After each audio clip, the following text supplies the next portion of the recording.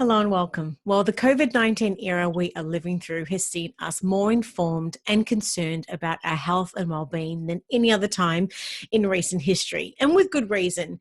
We now live our lives each day taking, precaution to protect ourselves and loved ones against contracting COVID. But at the same time, of course, we're sort of getting to that point where we've got a little bit of COVID fatigue. We've heard about it and spoken about it so much over the last few months. Well, today we're going to be discussing two topics relating to COVID. Both of these are quite new discoveries, and we're really excited to be sharing them with you. So firstly, the first point we're going to be speaking about is nutrition and how the use of vitamin D can help to combat COVID-19. Interesting, I know, stick with me.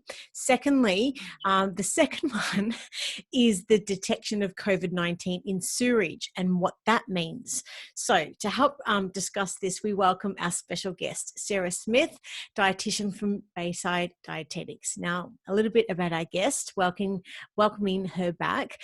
Sarah works in a private practice in Bayside, Melbourne, after working for an extensive period within a Monash Children's Hospital. Now, today, Sarah is going to discuss the benefits of vitamin D and also the link between our poo, wastewater and COVID-19. And I know what you're thinking, but stick with me on this one. First of all, Sarah, how are you?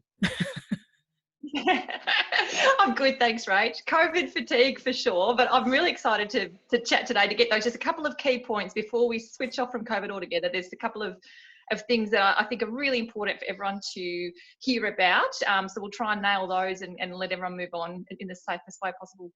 Love it. Okay, so just wanted to acknowledge we'd published a couple of your articles recently. The first one is titled, "Can a Nutrient Save Your Life During COVID?" And the second one is titled, "What's in Your Poo and How Can It Help During COVID-19?" So for someone who hasn't read either of these articles yet, can you please tell us what they are both about and, of course, what inspired you to write them? The COVID time period has been, I've really loved the new information that's come out, and I felt I'm back at uni learning so much. So I was just inspired by these awesome scientists out there learning all this information to help us keep as safe as possible. The vitamin D article I wrote was really because there's so much good information about how protective this nutrient is with COVID. So we sort of initially thought about nutrition and COVID and thought, what could we do? And we weren't entirely sure. And now we know, hang on, let's nail that. And that's really, really important. So that article really talks to that. And the sewerage one was really, really a talent to get sort of the topic of poo into a blog. Like it's not a goal of mine, but it's something I talk a lot about is people's stools. So the article talked a lot of detail about what they're actually made up of, but the really interesting part at the end about how COVID links into your stools. So I'll talk about that. If you want to read more about where stools come from, go to the blog, and I'll just talk today just about the really COVID specific part in our chat today. And in both of the articles, you link to a lot of studies and a lot of research as well. So they're really a fantastic source of information as well. So we're really, really honoured to be able to publish those for you. Now, to begin with, I believe there was an original theory based around, vitamin D playing a very protective role for people around the virus. So what is the key nutritional thing that we can do to help reduce our risk with COVID-19 then? So what happened was people were noticing that those who were getting really, really sick with COVID, and this is from around the world, not Australia, this is, America, England, that kind of thing. Israel was doing a lot of work. They were noticing that people that were getting really sick with COVID were dark-skinned or in nursing homes. And there's a pattern there because those two groups are also the highest risk groups for having a low vitamin D level. And so there was this perception that maybe there was some sort of link between vitamin D and getting sick with COVID. Interesting. Yeah. And then they started to go beyond the link and sort of look at people's vitamin D. So those that were in hospital and checking their levels, how did that compare to the population? And it was certainly sort of reinforced that there might be a link because people that were getting really sick with COVID did have low vitamin D levels. And so just very recently, it's only just been published, but a few few trials are going on, and they've just released one from Spain, which is a really high quality study that actually went in and said, right, if we think there's a link between vitamin D and sort of getting unwell with COVID here, what if we supplemented those who have the COVID or are at high risk of getting COVID, and let's see what benefit people get from it. And it was extraordinary. There was a change in terms of risk of getting admitted to ICU. Those who got the supplement had a 97% reduced risk of being admitted to ICU. That's incredible. 97%. That's an incredible stat. Incredible, isn't it? Yeah. So significant difference with doing it. And the mortality rate, or the number of people that died amongst those who were getting supplemented, was 0. Not a single person getting a vitamin D supplement was getting it. Now, just a quick note on that, the vitamin D supplement they used was it was a form that's very, it's not an over-the-shelf one. It's a very high dense dosage source, shall we say? Yeah. So you sort of, it's not something that we can necessarily do too much with yet, but the studies are coming out, and this sort of idea that vitamin D and reduced risk of getting really sick with COVID is really looking really strong. Okay, so adequate vitamin D levels may in fact protect us from becoming very unwell with COVID-19. Is that right? Correct. As a result of these studies and this research? Yes, correct. That's really incredible information for anyone to be able to learn and to be able to sort of just, take that information and do something with it. So how can we best then ensure that we have adequate sort of vitamin D levels in our body then? Yeah. So vitamin D really comes from not the obvious. It actually doesn't come much from the Australian diet, so you can't really get it from food. Even though it's a vitamin, it's actually more likely that you'll get it from 2 sources. The first being the sun, and that's the most renowned and natural one you can get. Yep. So you will naturally make vitamin D by having sun exposure.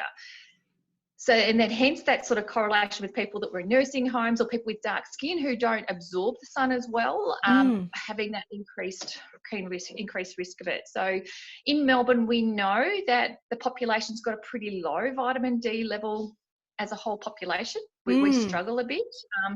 And it doesn't, like, I do wonder, I don't have any evidence for this is just personal speculation, but we're the state that's having the strongest or the most lingering COVID. We're the ones that are having COVID hang around, and we're also the state that's at the lowest, furthest away from the equator, with the exception of Tassie, who's an island, and I think that's sort of been protected for them, and they've done a really, really good job. But in Victoria, we've also got pretty low sun exposure for, and we've got the COVID hanging around. So I don't know if there's any sort of correlation there. That. Yeah, that's food for thought. Yeah. So can I ask you, do you think it's worth supplementing vitamin D to reduce this risk then with the likes of supplements? Can that work, do you think? Yeah, it is if you can't get enough sunlight. So sunlight is the first form, and I've dressed for the occasion with, for this, just to show everybody that in winter you can still get it. You put your vest on, you roll up your sleeves to get a bit more skin exposure, and you get out and get the sunlight if you can.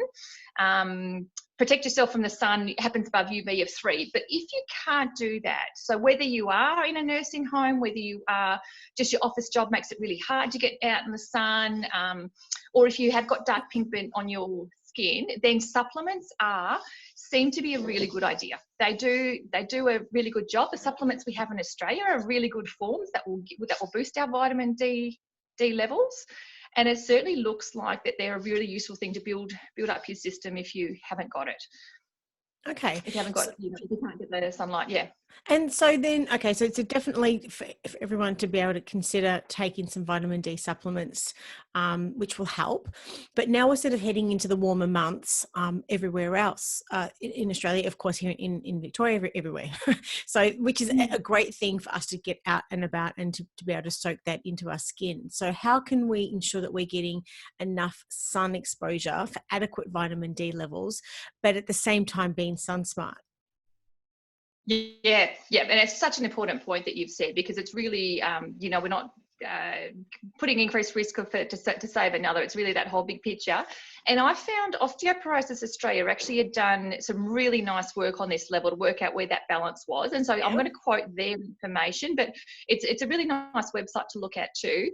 They've recommended that above a UV of 3 or above, sun protection is a priority. And below that, that's when you should aim for your sun exposure. So a UV level of 1 or 2, get out there, get some sun. As I said, rug up, and so you can get sort of more of your skin out there. And you'll vary between how much you'll need. As we sort of head towards summer, it's really only a few minutes is enough. You get really good doses in summer, but in winter, in most of the southern states, including even Perth, Sydney are low enough for this. You really do want to have, up towards 3 hours per week of sun exposure. Okay. All right. So Osteoporosis Australia have suggested, let me make sure I've heard this right, that when the UV rating is 3 and above, sun protection is the priority, whilst lower ratings, sun exposure for vitamin D may be helpful. So how do we know when the rating's at 3 then? How do we understand? Yeah, good question. There is a really nice, there's a couple of areas. Cancer Council of Australia, their website will give you that information.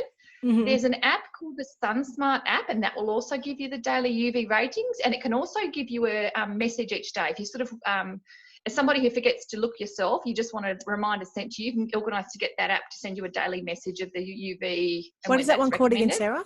That's called the Sun. It's the SunSmart app. Cool. Yeah. Yep. And then the final one is, I'm going to get this wrong, but there was uvaustralia.org.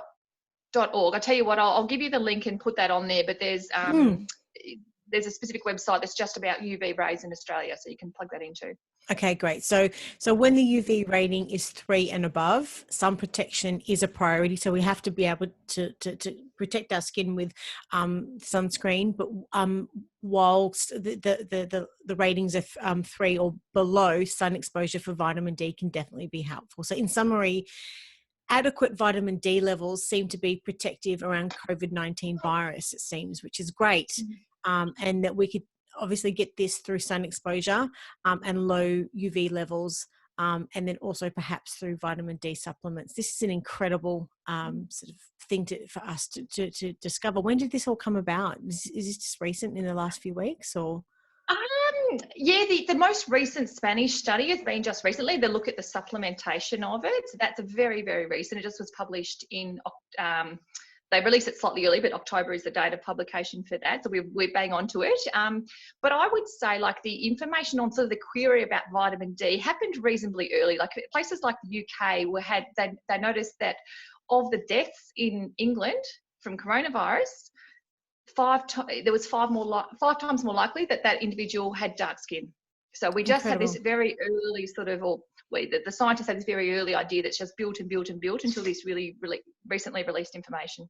Okay, great. So this is a really great tip for us to be sun smart this year, whilst the UV levels are low, and then otherwise to be able to consider getting some vitamin D supplements. So thank you for that tip. This is extraordinary. Now, in your second article, you speak about the wonders of our gut. And you mentioned that there is another study, and in particular, scientists in Brisbane have made a clever discovery. But can you tell, like, what is this about, I guess, COVID-19 in our sewerage? Can you please explain what this discovery is? Yeah. And again, I marvel at these scientists, just the lateral thinking, and so much has been going on to really help us all with COVID. So it's another thing that really excites me to talk about. But it started overseas, but there was observations that in sewage plants, they were getting detection of the COVID virus in there. And so it does make sense to us, because we know that our stools are mainly bugs. That's what the stool is mainly made up of. They're predominantly bugs that live in the gut, and so it's natural that they'll come out. But we also know that COVID seems to get to a few different areas of the body. So the COVID also seems to come out into the stool along with the other gut bugs. So if you have infected with COVID, the chances are you will emit some of that COVID virus out into your stool. So what the clever people have done is really looked at it and said, well, if it comes out in your stool, then if we look at sewage plants, we're going to know whether or not the people in the area that this sewage plant comes from if there's any detection of coronavirus in that area. Wow. So it started out in Brisbane. I did notice last week, this was sort of towards the end of September, in New South Wales, it was also really useful, because what the COVID numbers were saying was there was no new cases in New South Wales. But at the same time, there was detection of COVID-19 in the sewerage plants in New South Wales. So there was an indication that while the testing was zero, there was still COVID in the community because it was coming out into the stools. That's incredible. So the studies have detected the untreated wastewater that is infected with COVID-19 is likely and can affect others, but it's a great way of us detecting and tracking, I guess, COVID levels within the community. Is that right? Exactly right. So it's not an individual. You can't. No one's ever going to know whose stool it came from, whose house it came from. It's a collection of just the population or the local area whose wastewater goes to that sewage plant. You can tell whether that community has got COVID in that community or not. Okay. And so you speak and you've spoken about bugs and their relation to our lives. But the bugs you speak about are dead bugs like bacteria, virus, fungi. And how do you pronounce the other one that is it archaea? Or how do you pronounce the other one that's found? Yeah, good question. I don't know.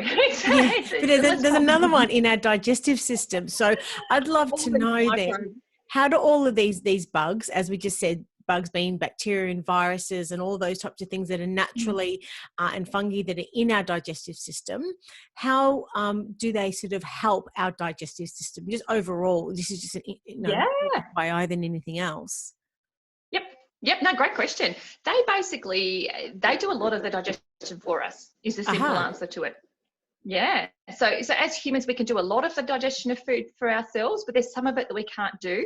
So we have evolved with bugs in our system, the very end of our system, to do that digestion. And then what happens is when they digest the last remnants of food for us, we get the nutrients from the job that they do. So we get the last bits of nutrients of goodness through these bugs digesting food for us. Okay, so bugs help with the process known as fermentation, which is to digest some of the food in our body. And during the fermentation process, they create byproducts and they're released. Is that right? So how do these byproducts keep us healthy then? How does that work? We absorb them. So we've got this really nice blood supply to our gut. So all the good stuff from the food and the digestion of food or the fermentation of the food by the bacteria, we can get that goodness straight into our bloodstream. We can take it around our body and use it. So there's some really nice gases, for example, that will cross from the intestine into the bloodstream. There's also a couple of vitamins that will cross over in that last little phase. So it's a really clever system that's set up for us. So some of the bacteria in our gut then will ferment leftover food particles, but that will release compounds, and that sort of stuff helps stabilize our sugars and improve our immunity overall. Is that what it is? Yeah, yes. Yeah, the immunity thing's quite a new thing too that we're learning more about, but we seem to think that really good gut health, and that's what we talk about when we talk about good gut health. It's a really good picture of those bacteria and things, a healthy what's the best word for it? But the right sort of bacteria in the gut for who you are as a person is called a healthy gut, and there seems to be a lot of benefit from that, a lot of benefit from just feeling good in the time to really reduce risk of disease later on, for sure. Cool. Well, this has been a really fascinating discussion today with some incredible pieces of research that you've shared with us. And of course, relating to the two topics that we mentioned also, of course, the use of vitamin D and in its use to help combat COVID-19. And secondly, the detection of COVID-19 in sewerage and just what that means overall. So for anyone watching and listening, what are the key messages that you would love for people to take away from this chat today then? Yeah, I think there's really one key message, and that is to really make sure you've got enough vitamin D to reduce your risk of getting really unwell with COVID.